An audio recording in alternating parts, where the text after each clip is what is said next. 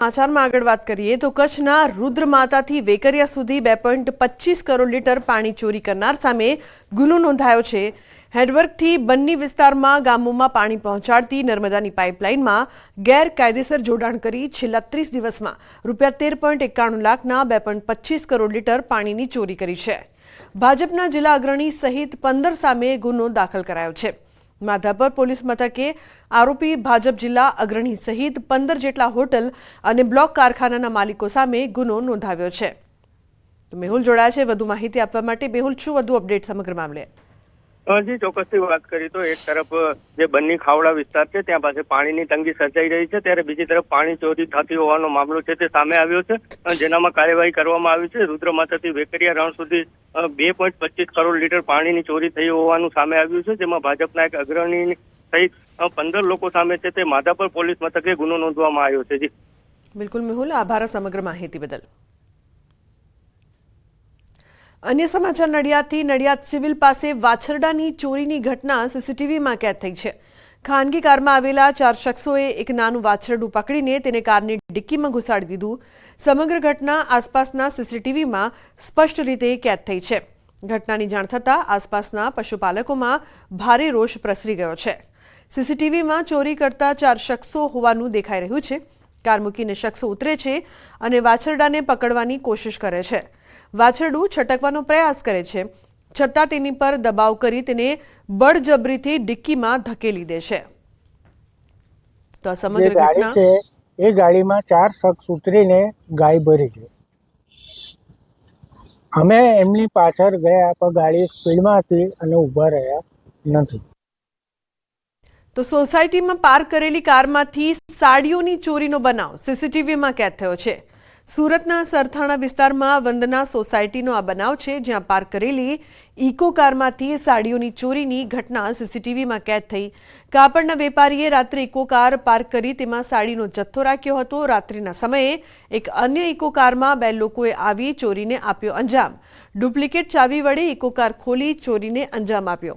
તો હાલ સમગ્ર ઘટનાના સીસીટીવી વાયરલ થયા છે। એક બે નહીં પરંતુ 50થી વધુ ચોરીનો રીઢો ગુનેગાર પોલીસને ચકમો આપીને ફરાર થયો છે। અમદાવાદની સેટેલાઇટ પોલીસની નજર ચૂકવીને ચોરીનો માસ્ટરમાઇન્ડ આરોપી સોલા સિવિલ હોસ્પિટલમાંથી ફરાર થઈ ગયો છે। સેટેલાઇટ વિસ્તારમાં થયેલી લાખો રૂપિયાની ચોરીના કેસમાં આરોપી અર્જુન રાજપૂતની ધરપકડ થઈ હતી। ખૂબ મહેનત બાદ પકડાયેલા આરોપી પર 50 ગુના નોંધાયેલા છે। આરોપીને મેડિકલ ચેકઅપ માટે સોલા સિવિલ લઈ જવામાં આવ્યો હતો, જ્યાં પોલીસ કર્મચારીની નજર ચૂકવી તે ફરાર થઈ ગયો હતો। તાજેતરમાં સેટેલાઇટમાં આવેલા વૃંદાવન બંગલોઝમાં 46 લાખની ઘરફોડ ચોરીના કેસમાં ઝોન 7ના સ્ક્વોડે આરોપીની મહેસાણાથી ધરપકડ કરી હતી। સાથે જ 27 લાખનો મુદ્દામાલ જપ્ત કર્યો હતો। તપાસમાં આરોપી સામે વધુ 3 ગુનાનો ભેદ ઉકેલાયો હતો। આરોપી ચીખલીગર ગેંગ સાથે પણ સંડોવણી હોવાની વિગતો છે। પોલીસના મતે આરોપી અર્જુન રાજપૂત ખાસ મોડસ ઓપરન્ડીથી ગુનાને અંજામ આપતો હતો।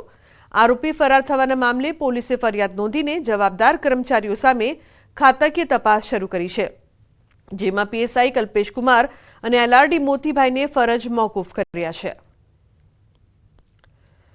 ફર્ધર તપાસ માટે આરોપીને સેટેલાઇટ પોલીસ સ્ટેશનમાં હેન્ડઓવર કરવામાં આવેલો, જે બાદ સેટેલાઇટ પોલીસના કર્મચારીઓએ જે કાયદાકીય રીતે મેડિકલ તપાસ કરાવવાની હોય છે એ તપાસ કરાવવા માટે આરોપીને ગાડીના ઇન્ચાર્જને સોંપવામાં આવેલો।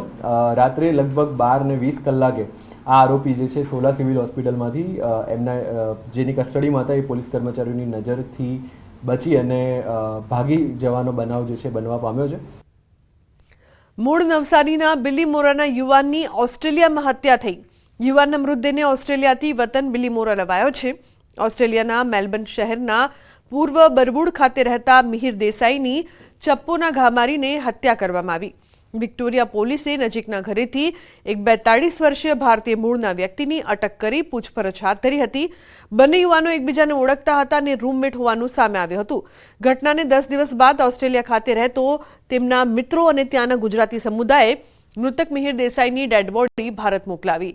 મૃતક મિહિર દેસાઈના અંતિમ સંસ્કાર પરિવારજનો ભારત ખાતે પોતાના વતન બિલીમોરામાં કરી શકે એ માટે ઓસ્ટ્રેલિયાના ગુજરાતી સમુદાય સાથે મિત્રોએ 14 લાખથી વધુનું ફંડ એકત્રિત કરીને માનવતા મહેકાવી। તો વડોદરા શહેરના બ્લોક સ્પોટ ગણાતા ફતેગંજ બ્રિજ પર અકસ્માત સર્જાયો. મોડી રાત્રે બ્રિજ પર ટ્રિપલ અકસ્માત સર્જાયો છે. એક બાદ એક 3 કાર એક સાથે અથડાઈ હતી. સદનસીબે ટ્રિપલ અકસ્માતમાં કોઈ જાનહાનિ નહીં.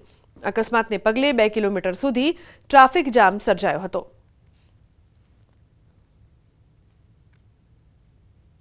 ભાવનગર હોસ્ટેલમાં વિદ્યાર્થિનીનો આપઘાત. છોટાઉદેપુરની વિદ્યાર્થિનીએ આપઘાત કર્યો છે. હોસ્ટેલમાં ગળે ફાંસો ખાઈને આપઘાત કર્યો. સમરસ હોસ્ટેલની હોમિયોપેથિકમાં અભ્યાસ કરતી સ્ટુડન્ટે કર્યો છે આપઘાત. ઘટનાને લઈને નીલમબાગ પોલીસ દોડતી થઈ. વિદ્યાર્થિનીનો ફાંસો ખાઈ આપઘાત કરીને લઈને પોલીસે વધુ તપાસ હાથ ધરી છે. તો હોસ્ટેલમાં વિદ્યાર્થિનીએ આપઘાત કર્યો છે. આપઘાત પાછળનું કારણ શું છે તે અંગે તપાસ કરવામાં આવી રહી છે. પરિવારમાં શોકનો માહોલ. નીલમબાગ પોલીસ છે તે ઘટના સ્થળે દોડી આવી હતી. ઉલ્લેખનીય છે કે હોમિયોપેથિકમાં અભ્યાસ કરતી હતી આ સ્ટુડન્ટ.